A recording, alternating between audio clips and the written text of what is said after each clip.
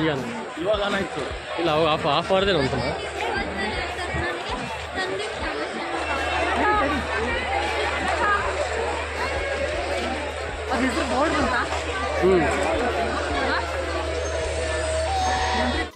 Hi ಎಲ್ಲರಿಗೂ Soumya's world ಚಾನಲ್ಗೆ ನಿಮ್ಮೆಲ್ಲರಿಗೂ ಸ್ವಾಗತ. ಹೇಗಿದ್ದೀರಾ ಎಲ್ಲರೂ? ಚೆನ್ನಾಗಿದ್ದೀರಾ ಅಂತ ಅನ್ಕೋತಾ ಇದ್ದೀನಿ.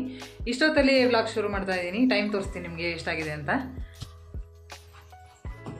ಟೈಮ್ ಬಂದು ಇವಾಗ 10:40 ಆಯಿತು. ಇಷ್ಟೊತ್ತಿಗೆ ನಮ್ಮನೆ ಹತ್ರ ಹಬ್ಬ ನಡೀತಾ ಇದೆ. ಬನ್ನಿ ಹೋಗ್ತಾ ಹೋಗ್ತಾ ಮಾತಾಡೋಣ.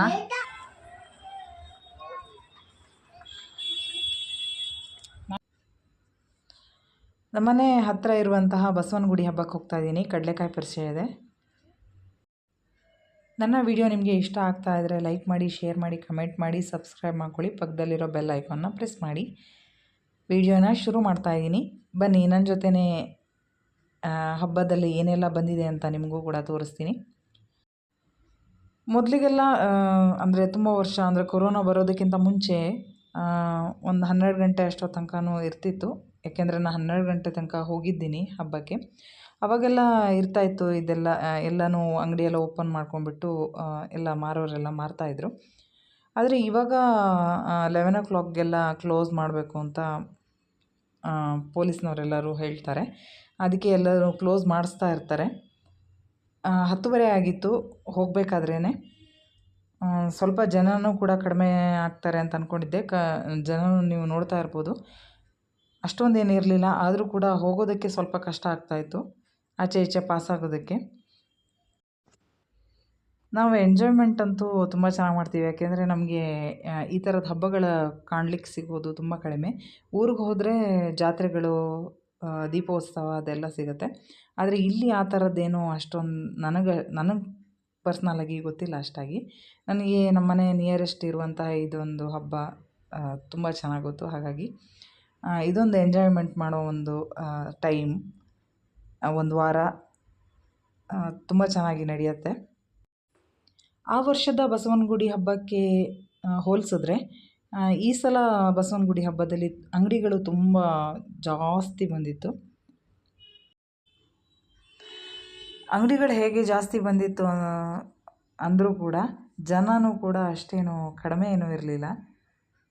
ಎಲ್ಲ ಅಂಗಡಿಗಳಲ್ಲೂ ಕೂಡ ಜನನೇ ಚೆನ್ನಾಗಿತ್ತು. ಕಡಲೆಕಾಯಿನೇ ಇಲ್ಲಿ ಮೇಯ್ನ್ ಸ್ಪೆಷಲ್ ಕೂಡ.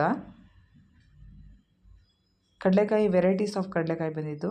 ಬೇಯಿಸಿರುವಂಥದ್ದು, ಹುರಿದಿರುವಂಥದ್ದು, ಹಸಿ ಕಡಲೆಕಾಯಿ ಚಾಟ್ಸ್ ಕೂಡ ಮಾಡ್ತಾರೆ ಈಗ. ಈರುಳ್ಳಿ, ಖಾರದ ಪುಡಿ, ಟೊಮೆಟೊ ಎಲ್ಲ ಹಾಕ್ಬಿಟ್ಟು ಅದು ಕೂಡ ಒಂಥರ ಚೆನ್ನಾಗಿರುತ್ತೆ ಬೇಯಿಸಿರುವಂಥದ್ದು. ಜಾತ್ರೆ ಅಂದ್ರೇ ಕಣ್ಣಿಗೆ ಒಂಥರ ಹಬ್ಬ. ಆ ಐಟಮ್ಗಳು ಬಂದಿರೋದು ನೋಡೋದೇ ಒಂಥರ ಖುಷಿ. ನಾವು ಮನೆಯಿಂದ ಹೊರಟಾಗ 10:30 ಆಗಿತ್ತು. ಹಾಗಾಗಿ ಇನ್ನೊಂದು ಅರ್ಧ ಗಂಟೆ ಅಷ್ಟೇ ಇತ್ತು. ಎಲ್ಲರೂ ಕ್ಲೋಸ್ ಮಾಡ್ತಾಯಿದ್ರಲ್ವ, ಹಾಗಾಗಿ ಎಲ್ಲರೂ ಮಲಗೋದಕ್ಕೆ ರೆಡಿ ಮಾಡ್ಕೊಳ್ತಾಯಿದ್ರು. ಎಲ್ಲೆಲ್ಲ ಕ್ಲೀನ್ ಮಾಡ್ಕೊಂಡ್ಬಿಟ್ಟು. ಇಲ್ಲಿ ತಿಂಡಿಗಳು, ಕಡಲೆಕಾಯಿ ಹಾಗೆ ತಗೊಳ್ಳುವಂಥ ಐಟಮ್ಗಳು ಅಷ್ಟೇ ಅಲ್ಲದೆ ಈ ವೆರೈಟೀಸ್ ಆಫ್ ಫ್ರೂಟ್ಸ್ ಕೂಡ ಬರುತ್ತೆ. ನಾವು ನೋಡಿಲ್ಲದೆ ಇರುವಂಥ ಫ್ರೂಟ್ಸು. ಇದು ನಮ್ಮೂರಲ್ಲಿ ಸಿಗುತ್ತೆ. ರೆಡ್ ಕಲರ್ ಇದೆಯಲ್ವ, ಇದನ್ನು ಜಾಮೂನ್ ಫ್ರೂಟ್ ಅಂತ ಹೇಳ್ತಾರೆ. ನನಗೆ ಎಕ್ಸಾಕ್ಟಾಗಿ ಗೊತ್ತಿಲ್ಲ ಏನು ಹೇಳ್ತಾರೆ ಅದನ್ನು ಅಂತ. ನಿಮ್ಗೆ ಯಾರಿಗಾದರೂ ಗೊತ್ತಿದ್ದರೆ ಕಮೆಂಟ್ ಬಾಕ್ಸಲ್ಲಿ ಕಮೆಂಟ್ ಮಾಡಿ ನನಗೆ. ಒತ್ತು ಶಾವಿಗೆ ಮಾಡುವಂಥ ಸ್ಟ್ಯಾಂಡ್ ಎಷ್ಟು ಚೆನ್ನಾಗಿದೆ ನೋಡಿ, ಮರದಲ್ಲಿ ಮಾಡಿರುವಂಥದ್ದು. ನಾನು ಕಬ್ಬಿಣದಲ್ಲಿ ಇರುವಂಥದ್ದು ಸ್ಟ್ಯಾಂಡ್ ನೋಡಿದ್ದೆ. ನಾನು ಮರದಲ್ಲಿ ಮಾಡಿರುವಂಥ ಸ್ಟ್ಯಾಂಡನ್ನ ನೋಡಿರಲಿಲ್ಲ. ನಾವು ಮನೆಯಿಂದ ಹೊರಡಬೇಕಾದ್ರೇ ಊಟ ಎಲ್ಲ ಮಾಡ್ಕೊಂಡು ಹೊರಟಿದ್ವಿ. ಆದರೂ ಕೂಡ ಹಬ್ಬದಲ್ಲಿ ಮಾಡುವಂಥ ಬಜ್ಜಿ ಆಗಿರ್ಬೋದು, ಆ ಒಂದು ಮಸಾಲ ಪಾಪಡ್ ಆಗಿರ್ಬೋದು, ಅದರ ಪರಿಮಳ ಎಷ್ಟು ಚೆನ್ನಾಗಿತ್ತು ಅಂದರೆ ತಿನ್ನಬೇಕು ಅಂತ ಅನ್ನಿಸ್ತಿತ್ತು. ನಾವು ತಿನ್ನೋದಕ್ಕೇನು ಹೋಗಲಿಲ್ಲ. ನಾವು ಐಟಮ್ಗಳನ್ನು ನೋಡ್ಕೊಂಬರೋಣ ಅಂತ ಮುಂದೆ ಹೋದ್ವಿ. ಇಲ್ಲಿ ನೋಡಿ ಎಷ್ಟು ಚೆನ್ನಾಗಿದೆ ಇಯರಿಂಗ್ಸ್, ಜ್ಯುವೆಲ್ರಿ ಎಲ್ಲ. ನಮ್ಮ ಹತ್ರ ಎಷ್ಟಿದ್ದರೆ ಕೂಡ ನಾವು ಮತ್ತೆ ಪುನಃ ಹೊಸದನ್ನು ನೋಡೋದನ್ನು ನಾವು ಯಾವಾಗಲೂ ಹೆಣ್ಮಕ್ಳು ಬಿಡಲ್ಲ. ಈ ಆಕ್ಸಿಡೈಸ್ ಜ್ಯುವೆಲ್ರಿ ತುಂಬ ಚೆನ್ನಾಗಿತ್ತು. ಹಾಗಾಗಿ ನಾನೊಂದು ಸ್ವಲ್ಪ ನೋಡ್ತಾ ಇದ್ದೆ. ಪಕ್ಕದಲ್ಲಿ ಟ್ಯಾಟೂ ಕೂಡ ಹಾಕೋರಿದ್ರು. ನಿಮಗೂ ಕೂಡ ಈ ವಿಡಿಯೋ ಇಷ್ಟ ಆಗುತ್ತೆ ಅಂತ ಅಂದ್ಕೊಂಡಿದ್ದೀನಿ. ಯಾಕೆಂದರೆ ಹಬ್ಬ ಅಂದರೆ ಎಲ್ಲರಿಗೂ ಕೂಡ ತುಂಬ ಇಷ್ಟ ಆಗಿರುತ್ತೆ. ಯಾಕೆಂದರೆ ಅಲ್ಲಿ ಬಂದಿರೋ ಐಟಮ್ಗಳನ್ನು ನೋಡೋದೇ ಒಂದು ಕಣ್ಣಿಗೆ ಒಂಥರ ಖುಷಿ.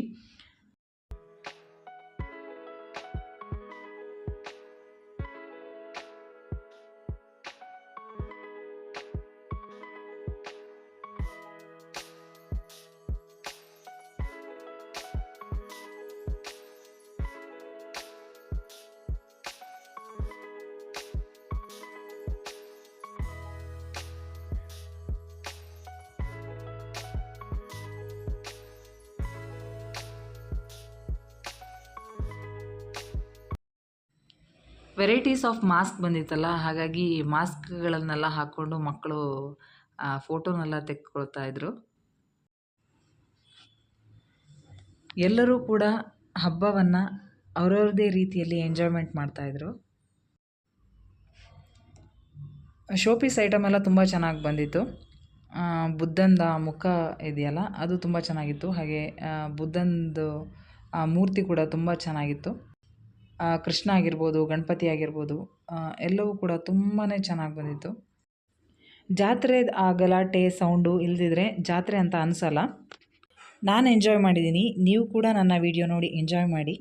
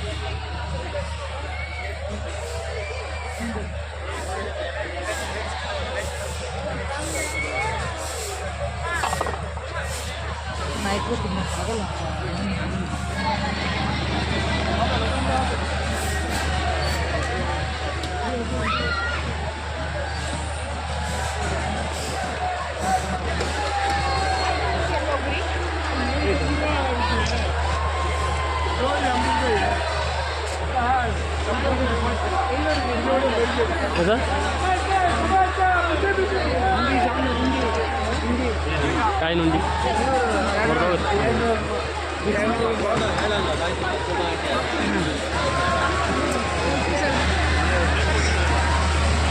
ಆಟ ಆಡುವಂಥದ್ದೆಲ್ಲ ಬಂದಿತ್ತು. ಹಾಗಾಗಿ ಅವರು ಆ ಆಟ ಸ್ಟಾರ್ಟ್ ಆದ ತಕ್ಷಣ ಕೂಗುವಂಥ ಸೌಂಡ್ ಕೂಡ ಎಷ್ಟು ಜೋರಾಗಿ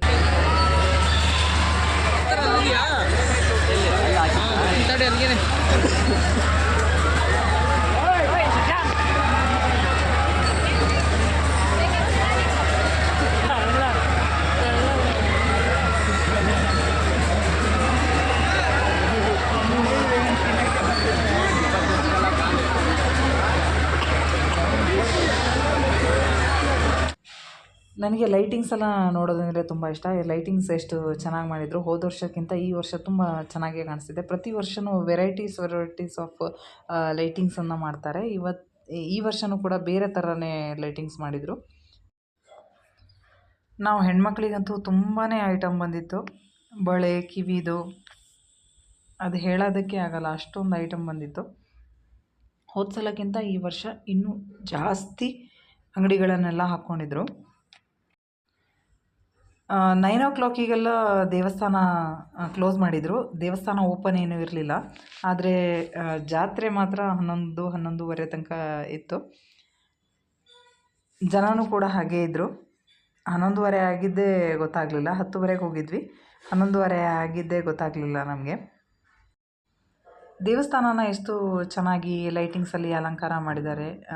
ಹೊರಗಡೆಯಿಂದ ತೋರಿಸ್ತಾ ಇದ್ದೀನಿ ನಾನು ನಿಮಗೆ.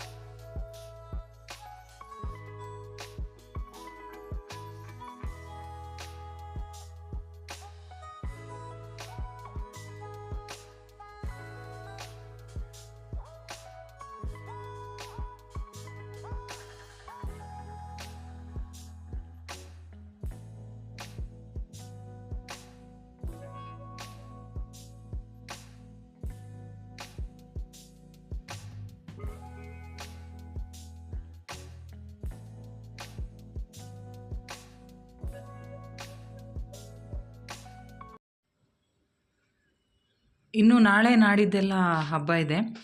ಆವಾಗ ಇನ್ನೂ ಕೂಡ ಕ್ರೌಡ್ ಆಗುತ್ತೆ. ಆಚೆ ಈಚೆ ಪಾಸಾಗೂ ಕೂಡ ತುಂಬ ಕಷ್ಟ ಆಗುತ್ತೆ. ಇವಾಗಲೇ ಒಂದು ರೌಂಡ್ ಹೋಗಿ ಬರೋದ್ರೊಳಗಡೆ 1 ಅವರ್ ಆಗೋಯಿತು. ಎಷ್ಟೊತ್ತಿಗೆ ಆಯಿತು ಅಂತಲೇ ಗೊತ್ತಾಗಲಿಲ್ಲ. ಆವಾಗ ನಿಮಗೆ ದೇವಸ್ಥಾನದ ಎದುರುಗಡೆ ಅಷ್ಟು ನೀಟಾಗಿ ತೋರ್ಸೋಕ್ಕಾಗಲಿಲ್ಲ. ಇವಾಗ ಕ್ಲಿಯರಾಗಿ ತೋರಿಸ್ತಾ ಇದ್ದೀನಿ ಹೇಗೆಲ್ಲ ಲೈಟಿಂಗ್ಸ್ ಮಾಡಿದ್ದಾರೆ ಅಂತ. ನಾವು ಲೇಟಾಗಿ ಹೋಗಿರೋದ್ರಿಂದ ದೇವಸ್ಥಾನದೊಳಗಡೆ ಹೋಗೋಕ್ಕಾಗಲಿಲ್ಲ. ಯಾಕೆಂದರೆ ಕ್ಲೋಸ್ ಆಗಿತ್ತು, ಟೈಮ್ ಆಗೋಗಿತ್ತಲ್ವ, ಹಾಗಾಗಿ.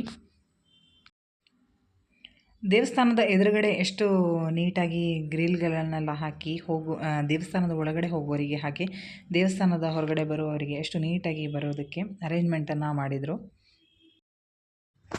ಹೋದ ಸಲ ಒಂದು ಸ್ವಲ್ಪ ಬೇಗ ಬಂದಿದ್ವಿ, ಹಾಗಾಗಿ ಬೆಲ್ಲ ಎಲ್ಲ ಹಾಗೆ ಇಟ್ಟಿದ್ರು. ಇವಾಗ ಟೈಮ್ ಆಗಿರೋದ್ರಿಂದ ಬೆಲ್ಲನೆಲ್ಲ ಹಾಗೆ ಕ್ಲೋಸ್ ಮಾಡಿಟ್ಟಿದ್ರು. ಇದು ಮಂಡ್ಯದ ಬೆಲ್ಲ. ನನ್ನ ಜೊತೆ ಅಂದರೆ ನನ್ನ ವಿಡಿಯೋ ನೋಡ್ತಾ ನೀವು ಕಡಲೆಕಾಯಿ ಪರಿಷೆನ ಎಂಜಾಯ್ ಮಾಡಿದ್ರಿ ಅಂತ ಅನ್ಕೋತೀನಿ. ನನ್ನ ವಿಡಿಯೋ ನಿಮಗೆ ಇಷ್ಟ ಆಗ್ತಾ ಇದ್ದರೆ ಸಬ್ಸ್ಕ್ರೈಬ್ ಮಾಡ್ಕೊಳ್ಳೋದನ್ನು ಮರಿಬೇಡಿ ಅಂತ ಹೇಳ್ತಾ ಸಿಗ್ತೀನಿ ಇನ್ನೊಂದು ವಿಡಿಯೋದಲ್ಲಿ. ಅಲ್ಲಿವರೆಗೂ ಬಾಯ್.